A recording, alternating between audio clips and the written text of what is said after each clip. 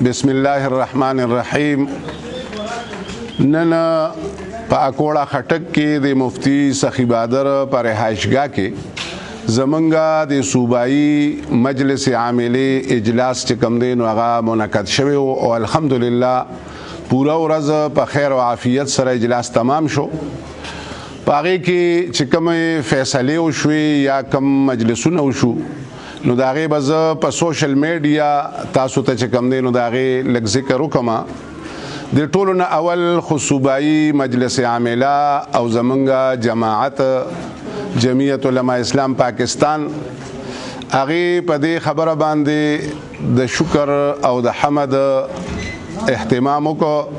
چې د امپورټډ حکومت نه چې کوم دی نو الله پاک خلاص کړو او دا قوم ته خدای پاک خلاص کړ او د دې نور مهنګای نه او د دې نور لوټ مار نه او خصوصا چې په دې صوبه کې کم لوټ مارو یا په مرکز کې کم لوټ مارو نو هغه ډېر انتهایی حد درجه سطح ته رسېدلی او دې خلکو داسې ګڼلی چې دا تاله دی او بس راشه وی لوټه او نه یې چې کوم دی نو داسې څه انتظامي خبرې وي بلکې صرف او صرف انتقامي کاروایي چې کوم دی نو هغه ډېرې په لوی پیمانه کولې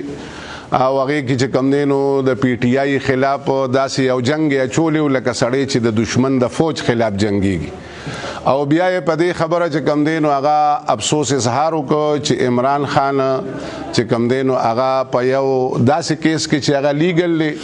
او هغې کې چې کوم دی ټوله دنیا زما په خیال زمونږ ګراپ نور هم هغې سره ښکته لاړ دومره کمزورې فیصلو سره چې کوم دی نو هغې په دې باندې انتقامي کاروایي موږ ګڼو. بله خبره چې کوم دی نو په هغې کې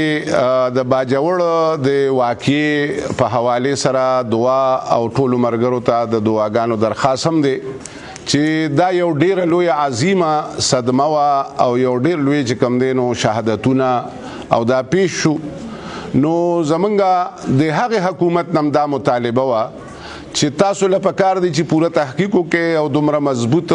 حکومتونه دي او دا پکار دی چې تاسو د هغې خلاف چې کوم دی نو انکوایري وکړئ او صحیح نشاندهي وکړئ او د هغې ته لاس واچوئ او د آینده دپاره دا نمونه حالات چې کوم دی نو هغه نشي. یا زما په خیال چې پاکستان کې دا نمونه کاروایان جاری دي چې د بهاولپور د یونیورسټۍ خبره چې کوم دی نو هغه د باجوړ په دماکه باندې هغه ایشو ختم شي نو بله شروع شي مهنګایي او یا بېروزګاري او د قوم چې کوم مشکلات دي د هغې نه د هغې توجه ختمه شي او کیدی شي دا هم یو مقصد و چې موږ عوام خوفزده کو او بیا عمران خان ته لاس اچوو چې خلک چې کوم دی نو د راوتو کوشش نه کوي یو قوم خوف زدی نو د خوف سیاست او د لالچ سیاست چې کوم دی نو په دې ملک کې روان دی چې دا فرعوني طریقه وه د سنت طریقې د سیاست چې کوم دی نو د هغې طریقې کار د پوهې سره دی او د خلکو او د عام انسانانو د وینې او مال د هغې د تحفظ سره دی. الله رب العزت چې کوم دی نو زمونږ په دې ملک باندې رحم وکړي. جماعتي حوالې سره چې کوم دی نو په 9 تاریخ د صوبایي د عمومي د اجلاس تاریخ مقرر شو یعنی صوبایي اجلاس پر غواړو ستمبر 9 ستمبر نو په 9 ستمبر چې کوم دی نو هغه به ان شاء الله اجلاس راغواړو او په نومبر کې به چې کوم دی نو د ورکر کنونشن په پېښور کې کیدی شي په نشترحال کې یا په بل حال کې یو عظیمه تربیتی کنونشن چې کوم دی نو هغه کیدو او د ټولې صوبې هغې کې به ان شاء الله ملګري شریکیږي. د اوس نه درخواست دا دی چې ملګري دی د هغې باره کې د تیارۍ پروګرامونه چې کوم دی نو هغه شروع کړي او دغه شان د عمومي دپاره لیسټونه چې کوم انکمپلیټ لیسټونه دي هغه د صوبې ته فوراً چې کوم دی نو هغه حواله کړي چې تمام اضلاع چې کوم دی نو په هغې کې برابر نمایندګي وکړي او ټولو ملګرو ته دا درخواست دی چې د اوس نه د هغې دپاره فکرمند شي او کار شروع کړي. دغه خبرې چې کوم دی نو هغه ډېرې زیاتې وې. هسې زه یو خبره بله چې نن سبا کومه ډېره زیاته په میډیا باندې روانه ده بیګا داسې یا پرونه داسې چې د امریکې چې کوم اخبارونه دي او کوم جرنلستان دي هغې وایي چې موږ سره د هغې کاپي هم شته او بیا یې چې کوم دی نو هغه سټوري ذکر کړې ده په میډیا او سوشل میډیا هم په ګرمه ده، بیرونی اخبارونه هم په ګرم دي. او زما په خیال چې کیدی شي پاکستان کې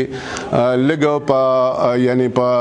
پټلۍ باندې چې کوم سوشل میډیا د پاغي باندې لږ گزاري. خو زه به دا وایم چې کوم یعنی کوم چې عمران خان دا خبره کوله چې زمونږ چې کم دی نو دا حکومت چې دی دا امریکای ختم کړی دی، نو پاغي زمونږ د هغه ځای سفیر اسد مجید هغه ټوله گفتگو ټوله سټوري دا ټوله مخې ته راله. او دې کې څه شک نشته چې بیرونی قوتونه او طاقتونه لګېدلي دي. موږ په هغه وخت کې وي او اوس خو دا خبره چې کم دی نو ډېره روښانه لکه دروازې په شان روښانه شوه. د هغې حوالې سره مولانا صاحب او یا د هغه زوی چې کم دی نو په اسمبلی په فلور هم دا خبره کوله چې عمران خانه ته موږ کوز کړې، ته چې کم دی نو امریکای نه کوز کړې. نو الحمدلله زمونږ خبره ټیک ثابته شوه چې مولانا صاحب کې یا زوی کې یا خلکو دون ډیر زیات طاقت نشته چې یو الیکټډ حکومت چې کم دی هغه په امپورټډ حکومت بدل کی. نه دا غټو قوتونو په دې کې لاس دی او هغه دام کلیر کړی دا چې موږ په دې خپو چې د یوکراین په خلاف چې کم دی نو د روس خلاف بیان ولورنک او د یورپین یونین او یا د نیټو یا د امریکای چې کم دی نو مرسته ولونه کړه. نو زما محترم ورونو یقینا هغه ټولې خبرې چې کم دی نو هغه ډېرې مخې ته رالې د امپورټډ حکومت ختمېدو سره فورا. نو اوس دا خبره هم ثابته شوه چې دا امپورټډ حکومت او چا چې وی چې ته مونږ کوز کړی نو هغې د اوس دا سوچو کې چې دی د ځان دپاره کوز کړی که د بل چا په اشاره کوز کړی چا دباو کړي که چا پیسې ورکړی وي دا وضاحت ته هغې وکړي. واخر دعوانا ان الحمد لله رب العالمین. الله هم ډېر خوشحاله